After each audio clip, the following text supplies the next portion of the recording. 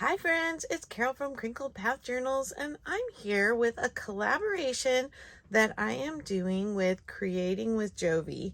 She's hosting this collaboration and she is using her Celtic Fantasy digital kit that she has on Etsy. I will include a link to that in the description box below. And the collaboration is hashtag Enchanted Fairy Collab.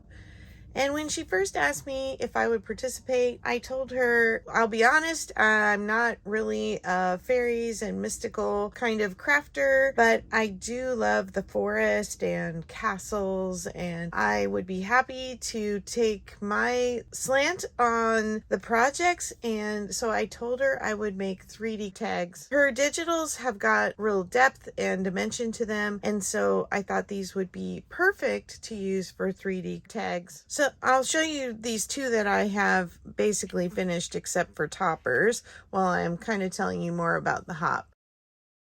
It is a hop of sorts with a different creator video each day. I'll list everyone in the description box below.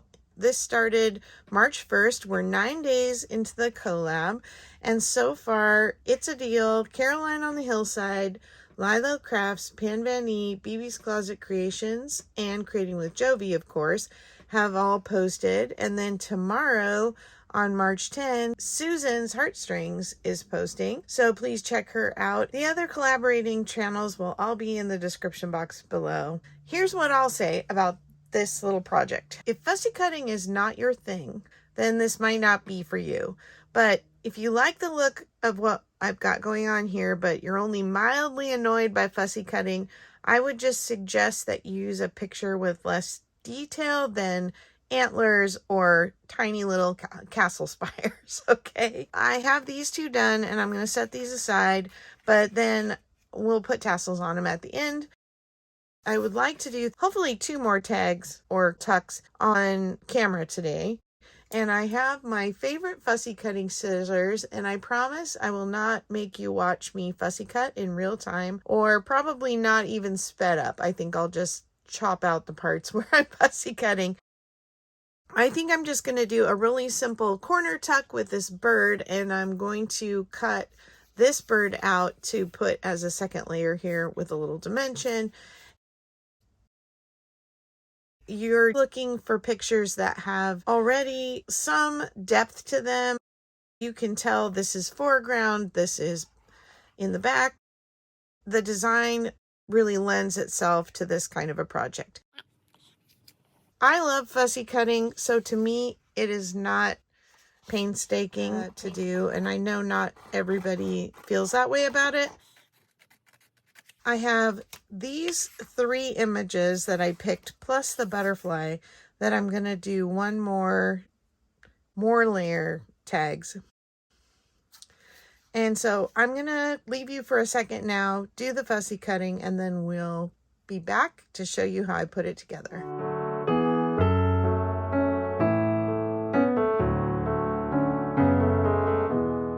Okay, welcome back. Here is what I have left to fussy cut, and I thought I would go ahead and do this with you on camera. And I know that there are many of you who are very experienced crafters who know some tips and tricks about fussy cutting, but I also know that there are always new people in our midst interested in learning, and so I thought I would give you a couple tips about fussy cutting. A lot of people like to do what they call kiss cutting, which is where you leave just a little bit of a border around whatever you're cutting. And true fussy cutting, you're going to go right on the line at the edge of the image.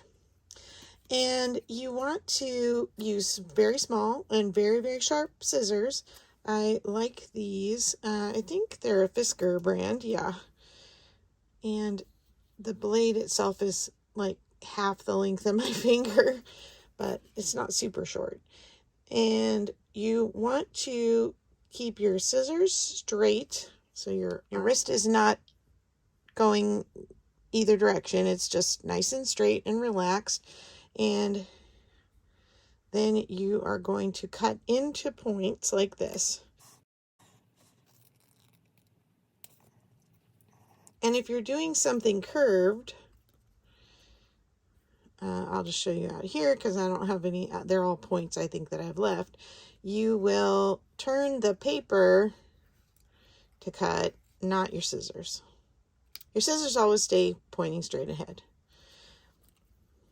So for the points, come from the outside and cut into the point, then shift your paper and come from the other side. And see, I've got a little turn there into the corner. Now, if you have a hanging piece that you cut in there, but you're worried about maybe cutting too much, or if it's in one of these little delicate spots where you might accidentally clip this and then this whole piece would fall off, just pull down on the tab and kind of twist it until it pops. If you pull up on it, it leaves a little tag like sticking up, and it'll often be whatever the core of the paper is, which of course this is what printed on white paper, so it'll leave this little white thing sticking up, and it'll be evident that it's there, and so you will be frustrated. So just a note to pull down and not up, and move it gently. Okay, 2 more little divots to do here.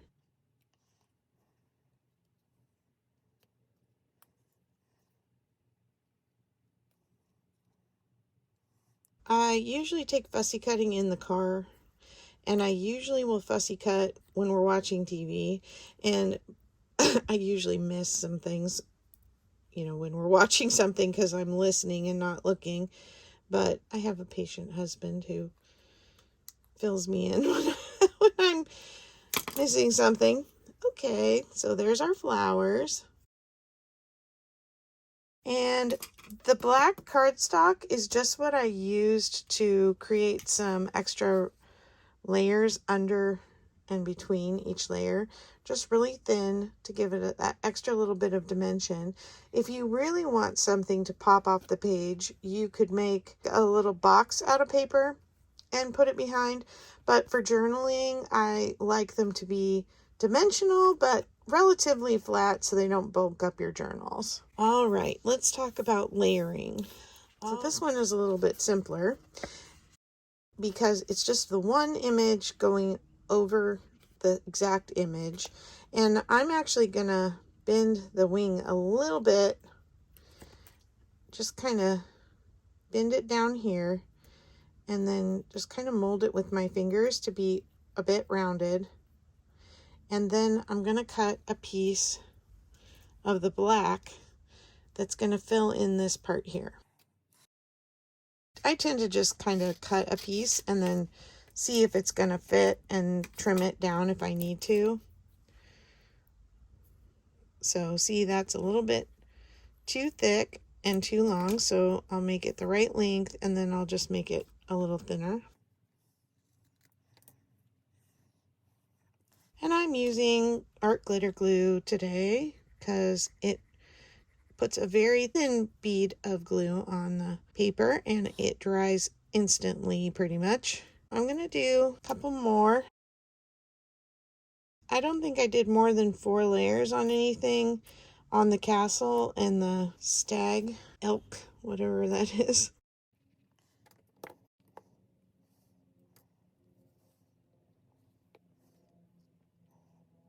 These pictures that I did really remind me of the Chronicles of Narnia, if he was white. They were a favorite book series that I read. I remember my brother bought them for me when I was 10 years old, and I spent many road trips reading them. We're just going to line it up carefully. And there we go. We have a little tuck spot that we could glue 2 sides and put it in the corner, and something, or maybe it would go up in the top corner and you could make it an up tuck like this. So I'm going to add that to the finished ones. Now this one has a little more complexity. Typically I will use an image, print 3 copies of it, and then try and pick what's foreground and background and what I want to pull forward and what I want to push back. And then I'll just cut it out the 3 times or cut different sections of it out and then layer it. So on this one, there's 2 layers of the image here plus some of the black cardstock. Same with these other little island pieces.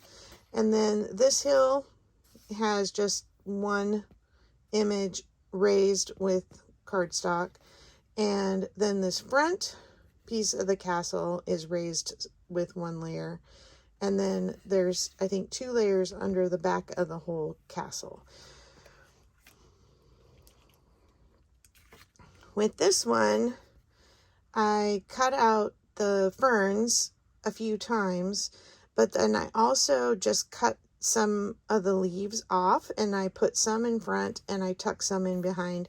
So it really has, you know, 4 or 5 layers here, the leaves. And then you can kind of see my lines here where I had to make a new hill here to give it some dimension. I raised the waterfall pieces, I raised this back hill, and I did 2 layers raising the tree, and then the elk or stag itself is entirely raised with about 3 or 4 pieces under it. And I actually put a little more under the head than the back because of the fact that, you know, the back of him is kind of fading off into the distance there. All right, for this one, I did something a little different. I took 4 different images and I'm going to layer them. First, I have this base image and I'm leaving it just as it is. I fussy cut this big butterfly. And then this was a larger picture. I think maybe this was a square one, but it had forest behind it. And I actually trimmed about 1/2 inch off the bottom. I had fussy cut the top. When I laid it on the bottom image, it was too far up, and so it was covering a lot of the butterflies. I want the butterflies to show. So I just took a little more off the bottom. And then I fussy cut the flowers as you saw, and I'm going to kind of put them off to this side, because I needed something big enough in the picture for the butterfly to alight on. And I'm going to bend my butterfly wings up. And then we're going to just put him on him. It doesn't have dots, so I can't tell. No, I'm kidding. A BB had just won my butterfly journal, and she was explaining that the male monarchs have these black spots, so you can tell the guys from the girls. Anyway, I'm getting distracted here. All right, so that's going to kind of go on like that. Now we just have to make some risers. So I'm going to go with the bottom layer first, and let me see if I can get a landmark that I want. Like that butterfly right between those leaves. I'm just going to start snipping some little pieces of cardstock to put underneath. And I find that you don't have to have this super perfect. I think people think they have to exactly cut out the black to cover the entire image, and you don't. You just need some pieces to give it a little lift.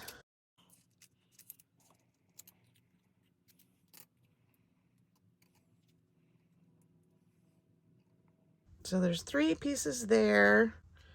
So we're going to probably do 3 pieces on the flowers.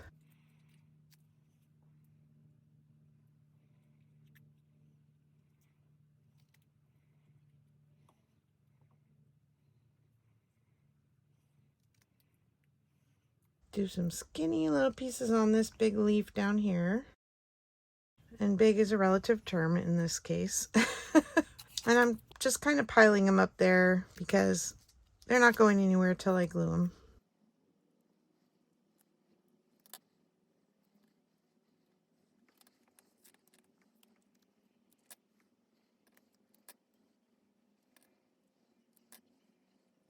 Okay, when I have all three pieces for all the different sections, and I could on this one, actually, I could add a couple more on those top two flowers. Oops.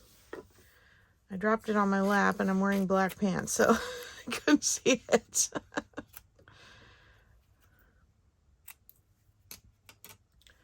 Let's go with 4 up there because they might be bending towards us in the photo a little more under the weight of the butterfly.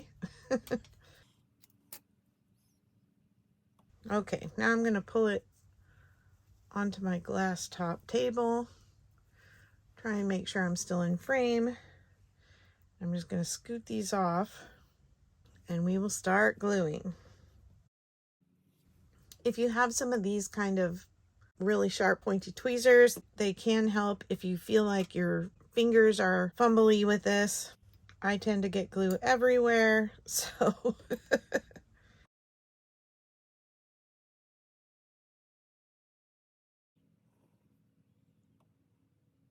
but basically you just want to kind of look down on it flat and make sure that there's no black hanging over the edge.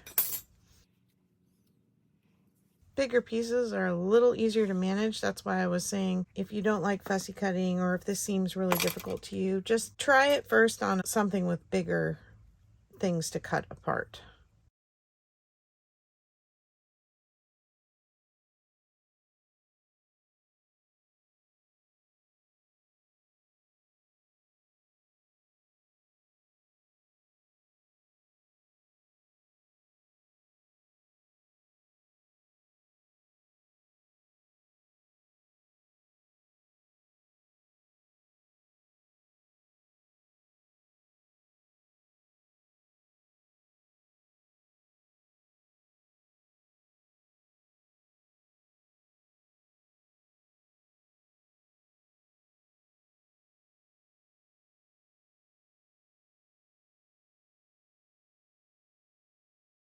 Okay, I'm just gonna trim these little tips off that are hanging over on these flowers. Here we go. And then I'm gonna, whoop, stuck to my fingers. I'm going to look for my landmark. Now I'm covering the whole thing with glue. And this is where it can get a little bit fiddly because it tends to, like I just did, stick to my fingers. I really appreciate Jovi inviting me to be a part of her collaboration and for letting me take my vision and run with it for her digitals. I think they're very beautiful. She did an awesome job. And if you're interested in doing a Celtic journal, either heritage-wise or just something that's fantasy-based, this is your kit. It's gorgeous. All right, got my flower down. Now this big piece. Jovi had asked me about another collaboration in April. Unfortunately, with Jovi, I'm already committed to doing another collaboration in April. I'm trying not to overcommit. The collaboration in April is for Angela the Traveling Crafter, who is my buddy who we do live sales together on Thursdays. It's her birthday month. I love doing collaborations because I get to know new creators that way. And I like watching collaborations because you get to see new creators that way. So I sincerely hope that you will check out all the people, especially if you love this theme. You're going to love all the artwork that you see coming out of this. I'm just doing some tags, and there are people who are doing complete journals, all kinds of embellishments. It's really amazing. We are so privileged to be part of a very creative community here on YouTube in the junk journaling and paper crafting community. If you're new to my channel, thank you so much for coming by and checking out my work today, and I hope you'll check out some of my other videos. I tend to do a lot of memory keeping journals, especially 70s and 80s are my favorites. I have a farm memory journal for the current property we're living on. I have a gratitude journal. I love working in that. I love doing crafty things that my friends are doing here or that I see other creators doing. It's so much fun to be inspired by all of you and try things. And then this is going to go right here at the bottom.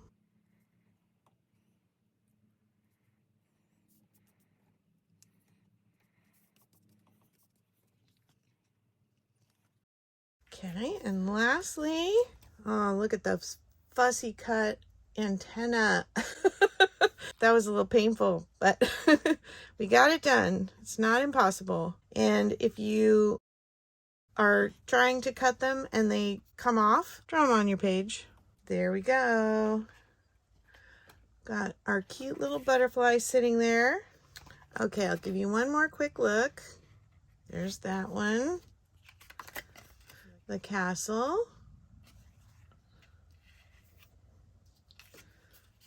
The bird with the wing. And last but not least, beautiful butterfly.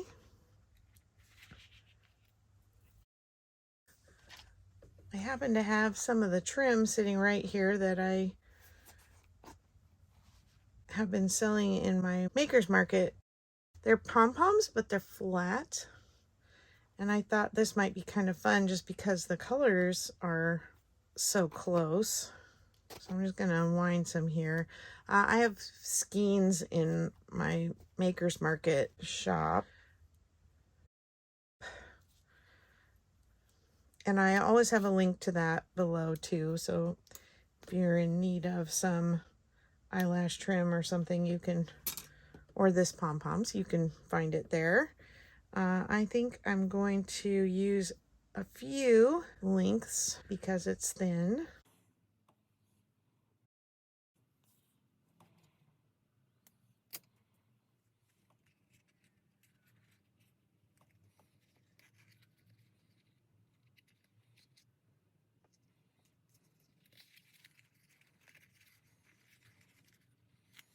Just pull those through the loop. And then we've got our little tassels on there. Thank you again for joining me today. And thank you again, especially to Jovi for organizing this and making such beautiful artwork to share with us through her digitals. Take care, and I will talk to you all in the next video.